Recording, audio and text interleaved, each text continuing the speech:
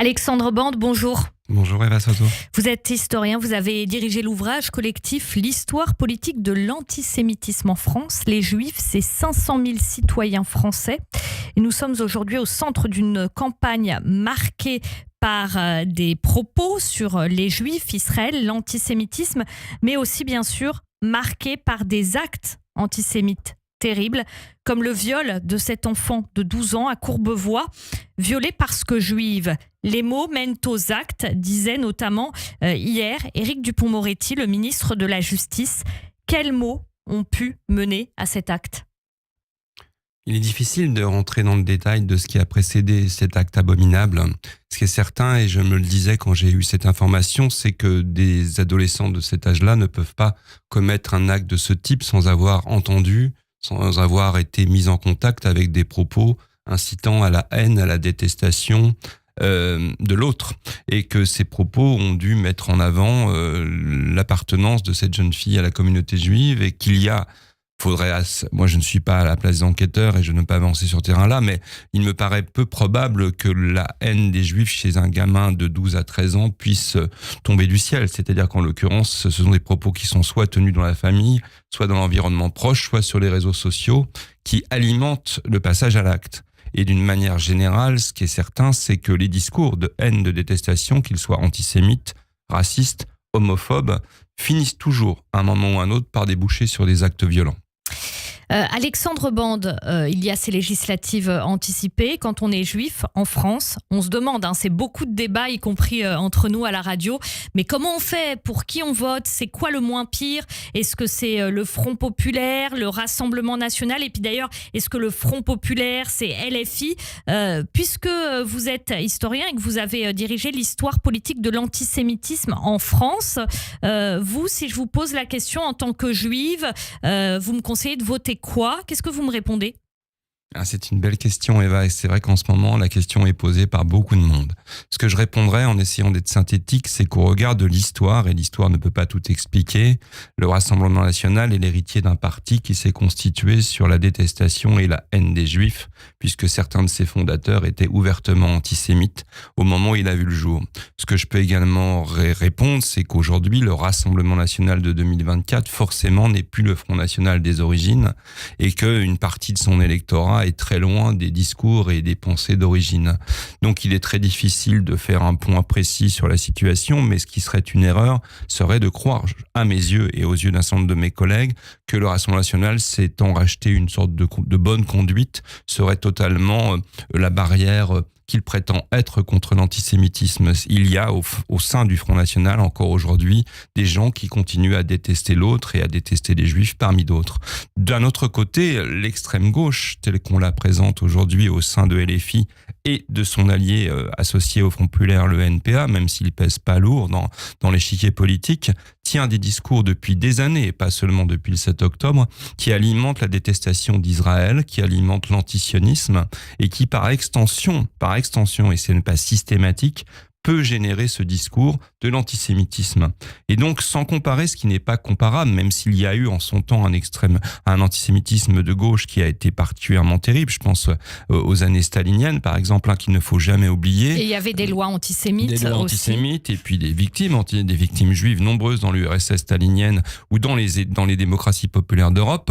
Mais Jean-Luc Mélenchon n'est pas Staline, et les procès dont ont été indirectement victimes certains dirigeants de LFI ne sont pas les procès des années 50 en Tchécoslovaquie ou ailleurs, mais cet antisémitisme de nature différente, dont les raisons sont différentes, originellement il était plutôt économique, aujourd'hui il est antisioniste, génère également des postures, et j'y reviens et c'est ce que je disais tout à l'heure, des postures qui peuvent être violentes et qui sur certains esprits peuvent déclencher le passage à l'acte. Donc sans comparer ce qui n'est pas comparable, puisque vous me posiez une question, moi je pense que les Juifs de France ont intérêt à se tourner vers des partis qui continuent à défendre les principes et les valeurs démocratiques, qui continuent à défendre l'état de droit, qui continuent à annoncer ou à vouloir prendre des mesures qui leur permettent de vivre sereinement dans notre société, sans tomber dans le piège des extrêmes.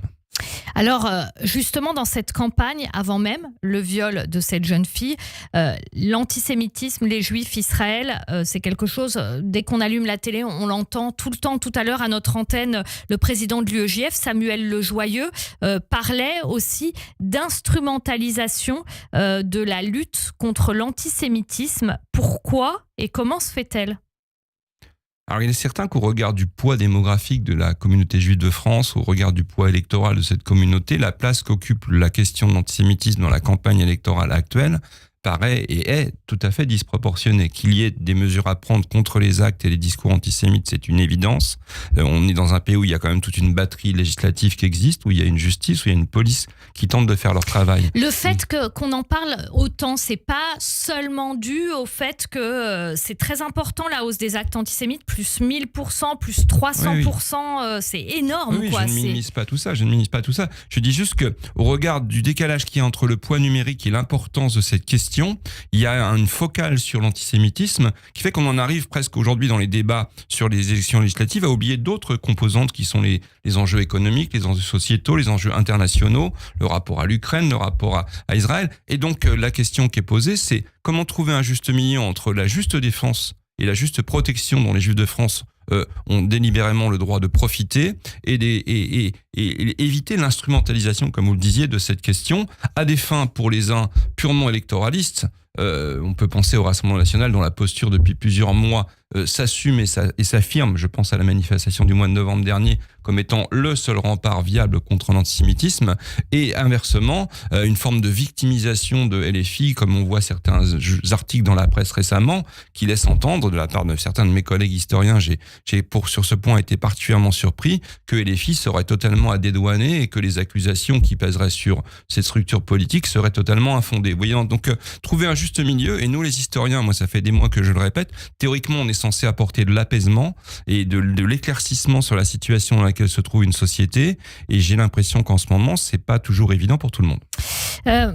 Comment vous interprétez, Alexandre Bande, justement le fait qu'il soit autant question des Juifs et de l'antisémitisme dans cette campagne législative?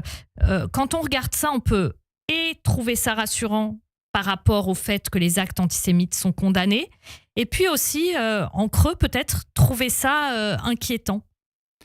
Il est certain que si on reprend les tropes et les images et les poncifs antisémites qui remontent au 19e siècle, on pourrait aller si on file la réflexion jusqu'au bout, se dire que voilà, si on parle autant des Juifs dans cette campagne électorale, c'est qu'ils ont une influence importante ou qu'ils sont peut-être surreprésentés dans un certain nombre de structures qui sont les nôtres. Ça, c'est la vision que pourraient avoir certains de nos contemporains. De l'autre côté, au regard de ce qui se passe aujourd'hui et depuis le 7 octobre en Israël et à Gaza, au regard de l'effet toujours depuis des années, particulièrement révélateur de ce qu'ont les problèmes au Proche-Orient sur la société française, où la communauté juive et la communauté arabo-musulmane sont particulièrement importantes en nombre par rapport à d'autres pays d'Europe ou du monde. Les effets indirects ou directs de ce conflit se répercutent chez nous, et c'est sûr que personnellement, je pense que cette importance donnée à la question de l'antisémitisme est un bon révélateur, j'ai entendu plusieurs prises de position récemment sur ce point et je suis d'accord, de l'état de délabrement de notre société. Enfin, de l'état dans lequel se trouve actuellement la France. C'est-à-dire ? Délabrement dans le sens où, délabrement, on va dire, politique, intellectuel et moral, et où un certain nombre de valeurs, de principes, de cadres, du vivre ensemble, du respect de l'autre, de la tolérance religieuse, politique, sociétale, sont en train de se déliter. Et chacun se replie, nombreux sont les composants de notre société qui me semblent, moi, se replier sur elles-mêmes ou chercher le bouc émissaire. Et alors, si on parle de bouc émissaire, de fait, en se reprojetant dans l'histoire, assez facilement, pour beaucoup de nos contemporains, on retrouve les Juifs. Donc, je pense que quelles que soient les évolutions de notre société, un réapprentissage du vivre ensemble sur peut-être des bases différentes mériterait d'être posé. Mais là, je m'éloigne de mes fonctions d'historien, je suis pas visionnaire. Merci beaucoup, Alexandre Bande, d'avoir été avec nous ce matin en direct. Merci en studio beaucoup. Sur Radio J. À lire avec beaucoup d'intérêt, surtout vu le contexte actuel. L'ouvrage collectif que vous avez dirigé, l'histoire politique de l'antisémitisme en France. Merci beaucoup, Alexandre Bande. Bonne journée. Merci. Merci. Les enfants de la République, tous les dimanches sur Radio J à 8.